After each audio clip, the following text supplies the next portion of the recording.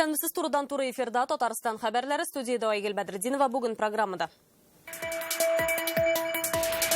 Бүгін көпәк көндіз Казан үзәгендә янгын шықты. Гадәттән тышкан нәтиҗәсендә 5 бала зыян күрә. Аларның хәле ничек? Руслан Сыйны белеште. Татарстанга жылылар әйләнеп кайтты. Узаккамы? Әгәр көз не булса җылы булса, кышта җылы була диләр инде, белмим нәрсә булыр. Көз ахырында безне нинди һава торышы көтәчәк? Синоптикларның фаразын Рәнзилә Гафиятуллина тыңлап кайтты. Алтын көзнең алтын медаль иясе. 15 кило бар. Мамадыш районының Бирсуск агрофирмасы бүген ничек яши? Җәнлек совхозыннан Айза Шаймарданов. Үз куллары белән ясаган трактор. 2 айда кырып чыкты минем я шул гаражда. Татарстанның Күкмара районында яшәүче тимерче җыйган техника турында Рания Абдрахманова. Бүген иртән Казан үзәгендә күп катлы йортта зур янгын чыкты. Фатирдагы кешеләрне махсус биек баскыч куеп коткардылар. Кайберәүләр киенеп тәлгермичә урамга үзләре чыгып чапты. Зыян күрүчеләр арасында 5 бала да бар. Алар хәзер Республика клиника хастаханәсендә. Кызыл әтәш ни сәбәпле чыккан янгын сөндерүчеләр шуны ачыклау белән мәшгуль. Руслан Хисметдинов репортажы.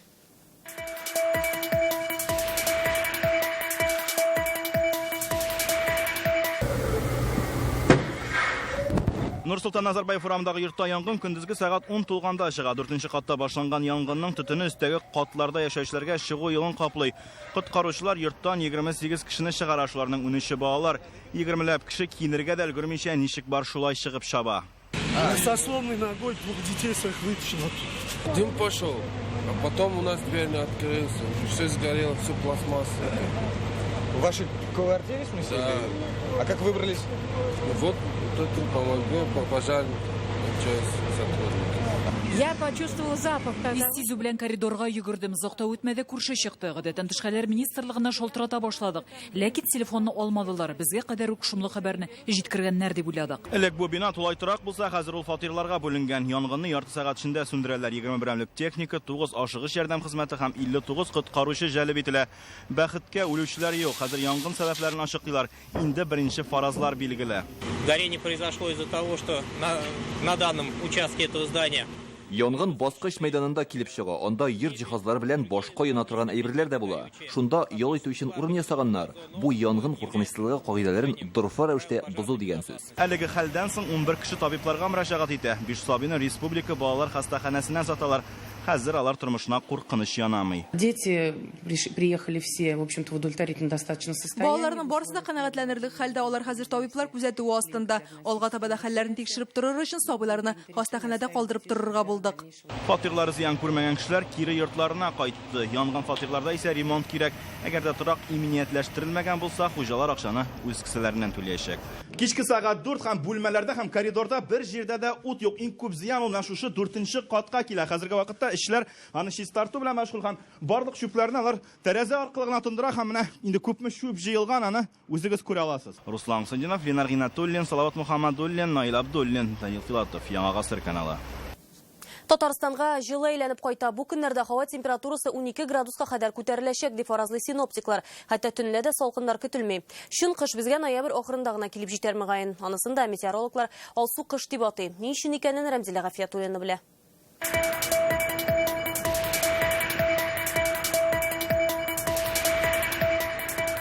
Әгәр көз не булса җылы булса, кышта җылы була диләр инде. Мондый ырымнар яши шактый җыелды ди Гөлнур ханым, әмма соңгы арада табигать та саташа бугай. Әллә нәрсә китте, буталлы хәзер. Элек бик туры килә иде. Өлкәннәрдән ноябрь нинди яз шундый дигәнне дә ишетергә туры килә. Бу айдагы һава торышын күзәтеп киләсе ел уңышын фаразлаганнар. Миләш күп булса, кыш салкын килә ди борынгылар. Күргәнегезчә, монда җимешләр санаулы гына, шулай булгач кыш җылы килер төсле. Приметы это не научно, однако они имеют под собой, в общем-то, основу. Синоптиклар үзләре халык сынамышларына ышанып бетмәсә дә, аларның кай вакыт туры килүен инкар итмиләр. Фаразларга карасаң, кыш чыннан да җылырак киләчәк. Как правило, после... Кагыйдә буларак, жылы октябрьдан соң 78% очракта жылы ноябрь килә. Инде октябрьдә, ноябрьдә жылы булган икән, декабрь һичшиксез аларны кабатлаячак. Белгечләр аны алсу кыш дип атаган. Борчылмагыз, кызыл кар яумый, әмма кыш айлары гадәттәгедән җылырак булыр дигән фараз бар. Картадагы алсу төсләрдән шул күренә. Элек кышлар Катырақ иде, катырақ. Под 40 было, 40 с лишним. Зәмхәриш салкыннарының булмауын белгечләр глобаль җылыну белән аңлата. Соңгы 10 елда температура елдан-ел югарырак. Кыш үзе календарьга карап тормый башлады. Последние 60 лет. Соңгы 60 еллык күзәтүләрдән чыгып, кыш бер атнага соңарып килүен әйтә алам. Элек кар 18-19 ноябрьләрдә үк ятса, хәзер чын кыш ноябрь ахырында гына килә. Элек көзге каникулда балалар чаңгы шуса, хәзер урамда футбол тибә торган. Температура гадәттәгедән шактый югарырак. Әйтик, иртәгә көндез 12 градуска кадәр җылыта. Хәтта төннәрендә һава температурасы минуска төшми. Әмма бу җылы вакытлыча гына. Инде берничә көннән күрсәткечләр нормага кайтырга тиеш. 5 ноябрь көнне яңгыр яки кар төшсә, 3 атнадан кар ятыр дигән сынамыш бар. Хәзер кыры булса да, иртәнге якта Казанда яңгыр койда, шулай булгач, чын кышны ноябрь ахырында көтеп калабыз. Рәмзилә Гафиятуллина, Вадим Илларионов, Яңа гасыр каналы. Артык салкын булмаса да, кышын тунның да кирәге чыгарга мөмкин. Быел Россия күләмендә узучы алтын көз күргәзмәсендә алтын медаль яулаучыларның берсе Мамадыш районының Берсуд агрофирмасы. Алар тун өчен чәшке, төлке, ягъни песет үрчетә. Йонның сыйфатын саклау өчен монда нинди чаралар күрелә? Безнең иҗат төркеме Җәнлек совхозына юл тотты. Чәшке йырткы җәнле, кул белән генә тотып булмый. Мамадыш районының Берсуд агрофирмасында алар 20 меңгә якын. Ел сайын 56 мең бала китерә. Сау сәламәт ана чәшке уртача 5 бала таба. Менә шулай. Баланка тутабыз да уколга бирәбез. Җәүтерергә менә. Менә минем кулымда хәзерге вакытта көмеш кара төлке. Аңа инде 8 ай, авырлыгы шактый, хәзер берникадәр курыккан, шуңа тешләми, ләкин аның бәясе менә бу төлкеләр арасында иң кыйммәтлесе санала. Агрофирмада 340 көмеш кара төлке бар. Бу ак төлке. Россиядә иң яхшы тукым номинациясендә җиңүче. Ботка, балык, ит, эремчек ашы. Диетада диярсең. Тиресе дә кыйммәтле. Аларның монда саны да шикле. 160 баш кына. Ничә килограмм? Бу 15 кило бар. 6 ай менә. 6 айда шулай булалар. Апрельдә туган балалар. Алар бер вакытта туган, примерно шул апрель башында. Вуалевый писец. Бөтен җәнлекләргә дә вакытында вакцина ясап торалар, каннарын тикшерәләр. Чөнки сау сәламәт җәнлекнең генә тиресе эшкәртелә. Размерда үлчәйбез, менә бу ячейкаларда бөтенесе үлчәнгән тиреләр ята. Аннары инде менә бу стилгә алабыз да, менә монда бит карасаң, ничә төрле норка. Бер төрле итеп җыярга тырышабыз. Төсләрен туры китереп. Төсләрен туры китереп. Бер тун өчен менә шуның кадәр чәшкә җитә. Монда 20 чәшкә, бу ата чәшкә, һәм аның төсе көмеш зәңгәр су. Моннан бик яхшы һәм мотор тун килеп чыгала.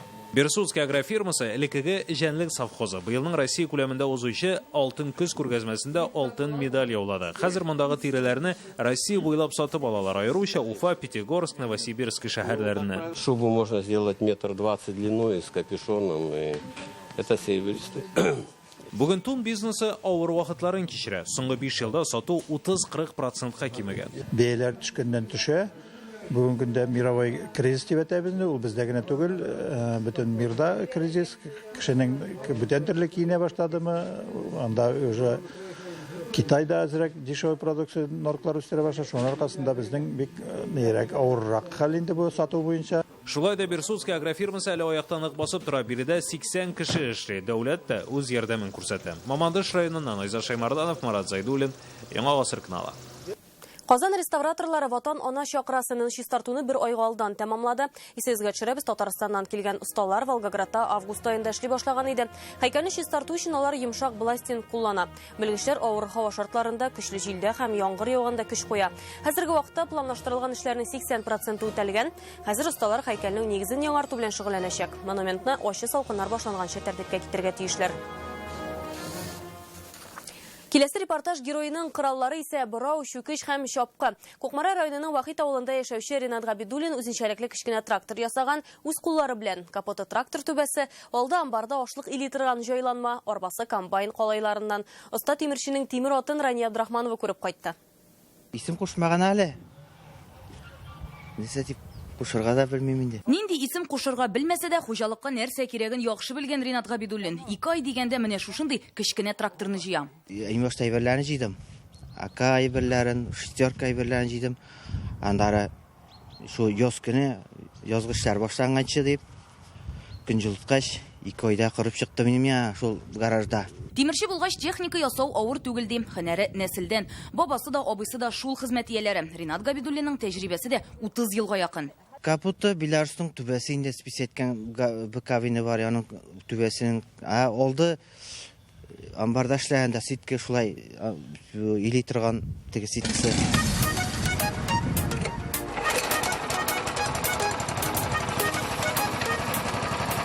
Әлеге мини-трактор белән идарә итү бер дә авыр түгел, нәкъ җиңел машина белән идарә иткән кебек, чөнки күргәнгез аның детальләре, педальләре, тизлекне алыштыру тартмасы да алтылы һәм АК машиналарыныкы. Әйдәрамил әйләндереп килә мотор. Трактор, карбюратор, ваттанамассына магнита. Җитәм барып, бәхетләрем бар бит.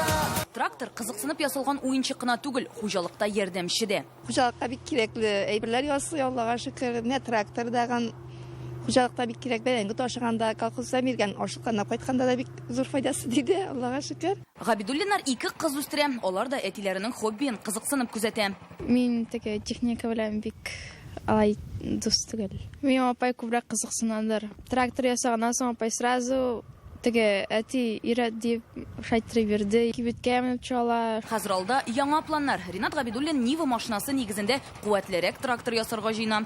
Кукмара районыннан Рания Абдрахманова, Данил Филатов, Яңа гасыр каналы.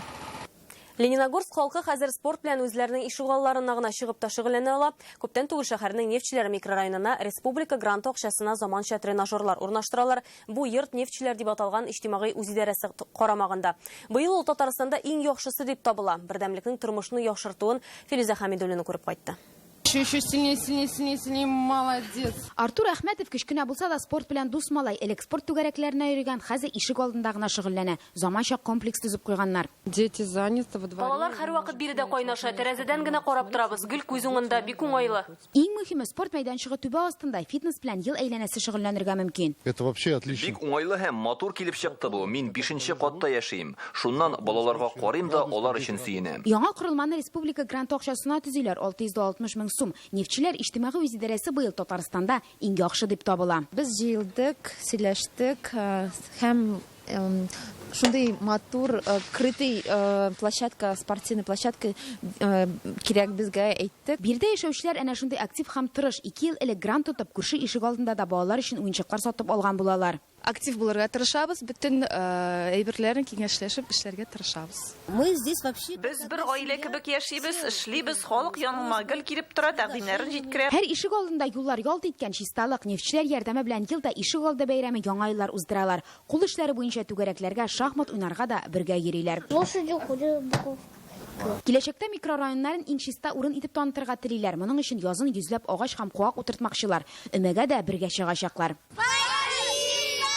Лениногорскидан Филиза Хәмидуллина, Эрик Хабибуллин, Яңа гасыр каналы. Ут күршеләр гайбәт сөйләп бер-берсенә яла ягып яши, сугыша һәм атыша. Баулыдагы бу хәлләргә нәрсә сәбәпче булган? Реальное время интернет басмасыннан укыгыз. Сез Татарстан хәбәрләре тапшыруының төп чыгарылышын карыйсыз алдагы минутларда.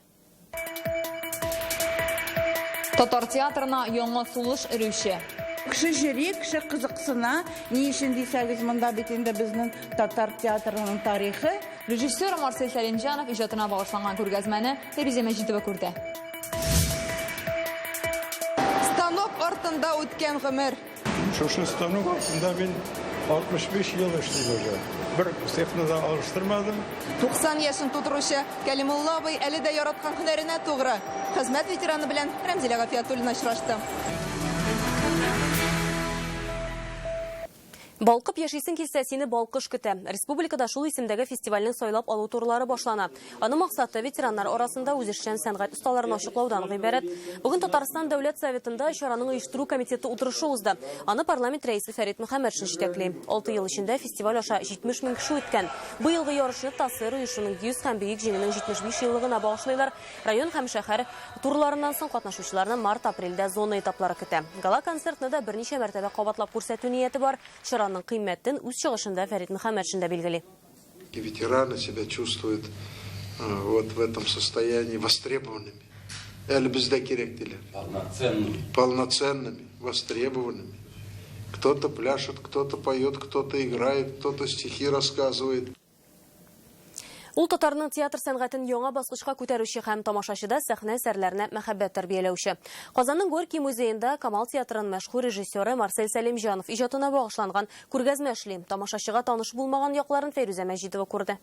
Зәңгәр шелгә тегелгән калфак. Монда 60-70 еллардагы спектакльләрдән артистларның киемнәре, фотосурәтләр, репертуар һәм афишалар. Горький музеендагы күргәзмә Камал театрының мәшһүр режиссеры Марсель Сәлимҗанов иҗатын төрле яклап ача. Күргәзмәгә килүчеләрне алтын битлек каршы ала. Россиянең милли театраль премиясенә Марсель Сәлимҗанов 2001 елда лаек була. Татарстанда бу премияне алучылар берничә генә кеше. Беренчесе ул үзе. Здесь есть уникальные интересные афиши почти что всех спектаклей, которые шли на сценах. Марсель Сәлимҗанов иҗатына карата игътибар зур диләр Горький музеенда. Мәктәп укучылары, студентлар, аның яраткан тамашачылары килә. Аларга режиссерның спорт остасы дәрәҗәсендә кылыч уйнатуы да чын яңалык булган. Еще и спортом увлекался, причем фехтованием. Марсель Сәлимҗановның фехтование белән шөгыльләнүен монда килгәч яңа гына белдем. Бу аның кыю кеше икәнен күрсәтә. Монда режиссерның бөтен гомере. Менә ул 5 яшьлек малай чагы, монда әти-әнисе белән студент вакытлары һәм Камал театрында эшләгән чор. Һәм шул елларда беренче әсәрләрнең афишалары һәм 80нче еллардагы спектакльләрдән костюмнар. Монысы зәңгәр шәлдәге абыстайлар ябынган шәлләр. Кәрим Тинчуринның бу әсәрен Марсель Сәлимҗанов 70нче елларда сәхнәгә куя. Ул бүген дә популяр аншлаг белән бара. Марсель Сәлимҗанов театрга 1966 бу төр сәнгатькә игътибар сүрелгән елларда килгән. Ул драма әсәрләрен сайлап ала белүе, сәхнәгә кую осталыгы тоемлавы, актерлар белән мөнәсәбәте аркылы театрга яңа сулыш өрә. Быел Марсель Сәлимҗановка 85 яшь тулган булыр иде. Юбилейна багышланган күргәзмә 24 ноябрьгә кадәр эшләячәк. Фәрүзә Мәҗитова, Марат Зәйдуллин, Яңа Гасыр каналы. Хисләр ташкыны мәхәббәт, сагыш Мәскәү сәхнәсендә Нәҗип Җиһановның Түләк операсы яңгырады. Спектакльне Наталья Сац исемендәге балалар музыка театрында күрсәтәләр. Тамаша Россия театрларының музыканы күрү дигән фестиваль кысаларында тәкъдим ителә. Ә операны башкаручылар Казанның иҗади вуз студентлары. Аларның хис кичерешләре хакында киләсе минутларда. Пушкин, Чайковский, Андерсон әсәрләре куелган театр сәхнәсендә татар классик музыканың матур үрнәге тәкъдим ителә. Мәскәү тамашачысы Түләк операсын ишетә алды.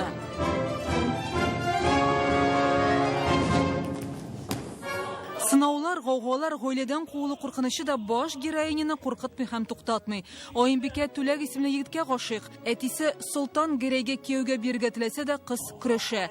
Зур мәхәббәт һәм тугрылык хакы турындагы әсәрне Татарстан студентлары башкара. Инде укынышы шулдыр инде.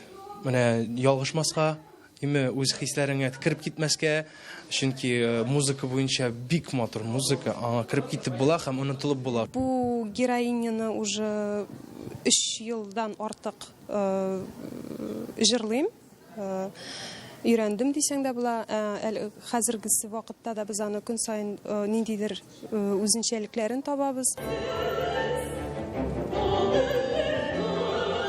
Тамашада 100дән артык артист катнаша. Казан консерваториясының бер юлы 2 коллективы чыгыш ясый. Халык уен кораллары оркестры һәм музыка көллияте белән Сәйдәш театры. Дирижеры Ринат Халитов. Бөек Ватан сугышы елларында иҗат ителгән драма артистлар өчен дә режиссерларга да зур сынау иде. Мы можем себе представить, с какими мыслями писать. Нәкъ Исәнбәт һәм Нәҗип Җиһанов нинди шартларда, нинди уйлар белән иҗат иткән аңлыйбыз. Авыр чорда алар әкият дөньясында онытылырга теләгәндер бәлки. Тамашачыга да шундый мөмкинлек бирәләр. Лейтенант Вулина Дина Газалиева, Матвей Шинкаренко, Яңа Гасыр каналы, Мәскәү. Кларнет елы Баян Көлә бүген Казанның Мәскәү мәдәният үзәгендә авангард халык уен кораллары ансамбле чыгыш ясады. Күптән түгел оешкан яшь төркем бөтен Россия конкурсы лауреаты. Дөнья музыкасы дип аталган концертта алар тамашачыларны төрле илләргә сәяхәткә алып чыкты. Аларның кулларында уен кораллары нинди роль уйный да, нинди кәеф җиткерә. Алдагы репортажда. Концертның беренче мизгелләреннән артистлар тамашачыны ерак тауларга алып китте. Чын Кавказ туена. Менә бас-гитара Кәләшнең горур адымнарын кабатлый.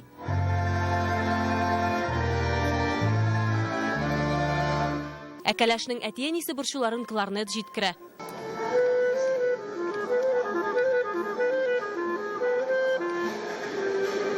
Шунлыкта исә һәрбер уен коралыннан үзең теләгән көйне чыгарып була. Шул ук кларнет гаҗәпләнү хисендә җиткергә сәләтле. Ә бас-гитара туйга җыелган халыкның күңелле адымнарын кабатлый ала. Шуны, наверное, үзеннән тора. Нинди настроение, үзе бирергә тиеш настроение инструментка. Doğru oluşayan hem күңелле инструмент. Анда уйный башлыгында һәр кешенең күңеле күтәрелә. Бармаклар белән дә, тәнкә белән дә кылларын чиртеп була думбраның. Әлеге инструмент белән мариларга сәяхәткә алып киттеләр. Думбра уйландырырга да сәләтле.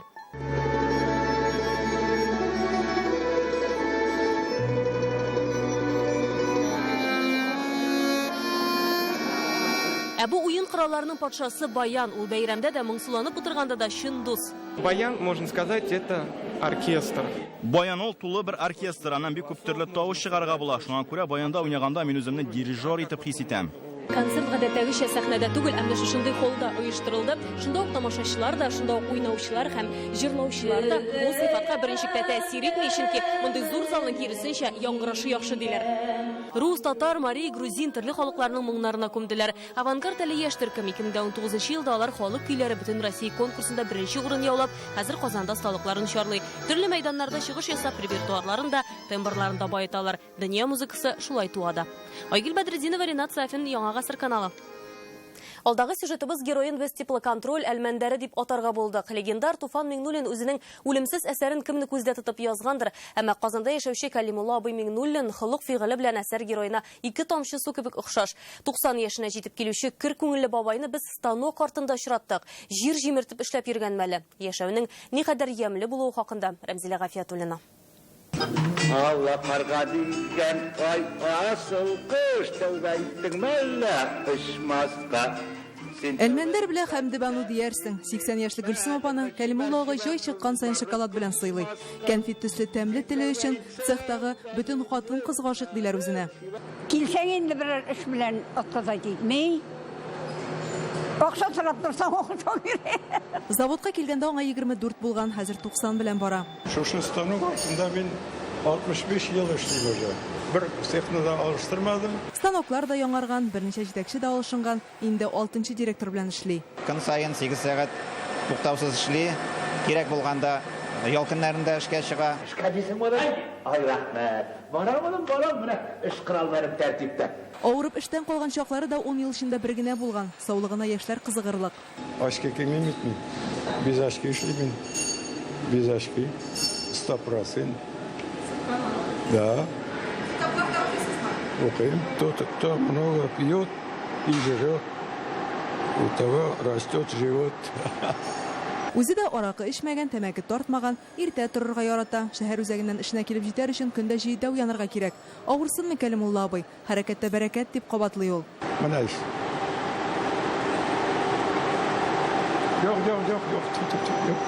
Yok.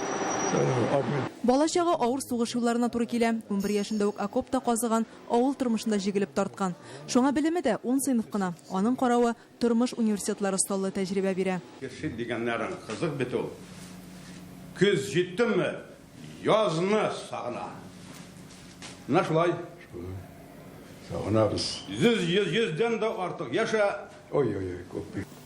Хәзер бер 20 яшькә яшь булсам иде ул. Yok, 30 yaşka, 70 yaşka, yaş bulsam idi. Картая министрның йөрәк, иң мөһиме күңеле белән 18дә ул. Күпме гомер бирелгән, шуның кадәр эшләячәкмен ди Кәлимулла абый. Картаю, карт аюлар аңа кагылмый.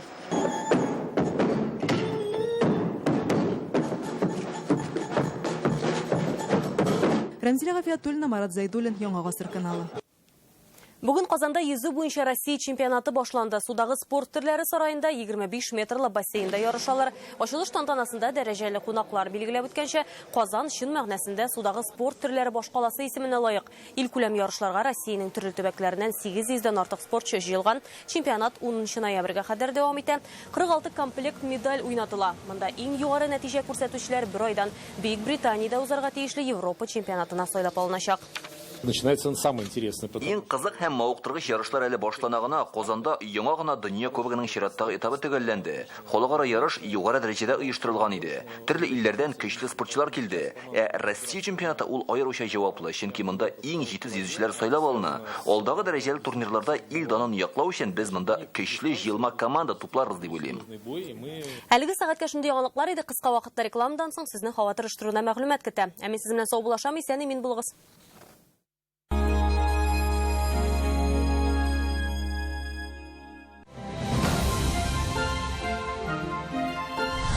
Беләсеңме, Алсу, мин сиңа иң яхшы хатын номинациясын тапшырыр идем.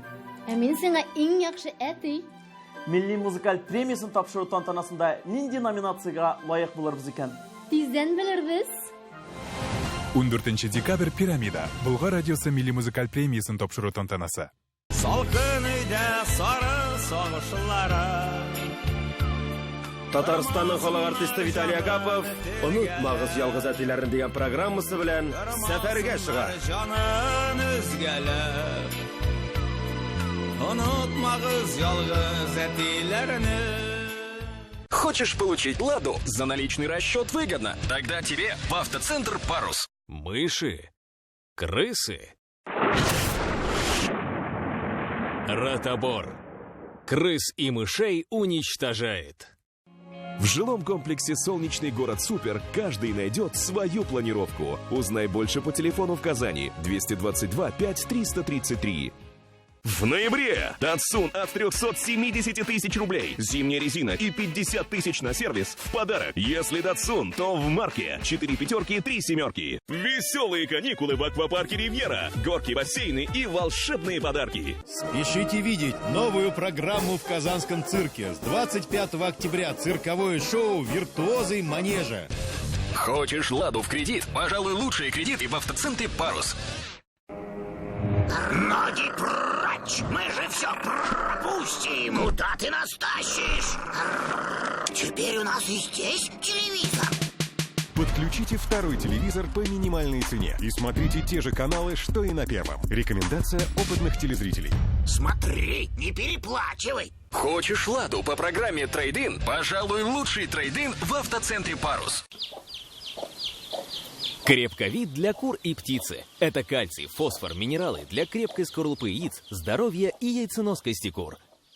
В автоцентре марка Nissan Qashqai от 1 миллиона 120 тысяч рублей. Зимняя резина и 100 тысяч на сервис в подарок. Звоните 4 пятерки, 3 единицы. Алан Клиник. Лечение геморроя и трещин без операции. Нам доверилось более 160 тысяч пациентов. 555 1 555.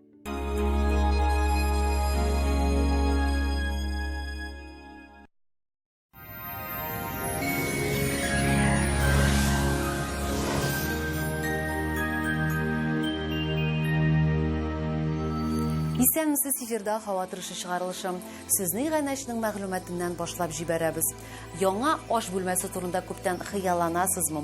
Сыйфатлы вакытында эшләнелгән һәм 20% ташламалы аш бүлмәсе алырга теләсәгез, Данил Мастерга шалтыратыгыз. Телефон 267-166, Казан Восстание урамы, 23-нче йорт. Яндекс погода мәгълүматы буенча, киләсе тәүлектә көньяк-көнчыгышта Бөгелмә Баулы Азнакайда яңгырлы 7 градус җылы. Төньяк-көнчыгыштан Түбән Кама Яршалы Алабугада сүрән көн көтелә, яңгыр явачак 9 градус җылы. Төньяктан Актаныш Шәгырҗи Менделеевскида яңгыр көтелә, температура 8 градус. Төньяк-көнбатыштан Арча Кукмара Балташтан 10 градус, синоптиклар яңгыр вәгъдә итә. Көньяк-көнбатыштан Болгар буай Чүпрәлдә шулай ук яңгыр явып үтәчәк, җылылык 11 градус. Чистай Нурлатмамада Ширмешан халкын явым төшемнәр көтә, 10 градуска кадәр җылы була. Доктор Оз федераль шелтәрнең медицина үзәге сезгә операциясыз һәм авыртусыз умыртка баганасы һәм буыннар белән булган проблеманы хәл итүдә ярдәм итә. 10 ел дәвамында Россиянең 10 шәһәрендә клиника табиблары ярдәмендә 10 меңгә якын операциянең кирәге калмый. Яхшы протез читтә торсын. Буыннарны операциясез дәвалау технологиясе авторы Оксана Кузина сүзләре. Үз пациентларыбызга без катлаулы хирургияләр аша дәвалануны киңәш итмибез. Без алдынгы технологияләр ярдәмендә операцияләрсез буыннарны терлекләндерәчәкбез. Төрле яшьтә, тулы тормышка хәрәкәтләрдә чикләүләрсез һәм авыртуларсыз әйләнеп кайтырга мөмкин икәнлегенә доктор Ост медицина үзәгенә килеп инаныгыз. Башкалабыз Казанда яңгыр явачак, 9-11 градус жылым. Көчле җил көтелә. Атмосфера басымы күмеш баганасының 748 мм тәшкил итә. Һаваның чагыштырмача дымлылыгы 86%. Җирнең магнит кыры тыныч. Һава торыш турында әлегә менә шулар иде. Исән имин булыгыз.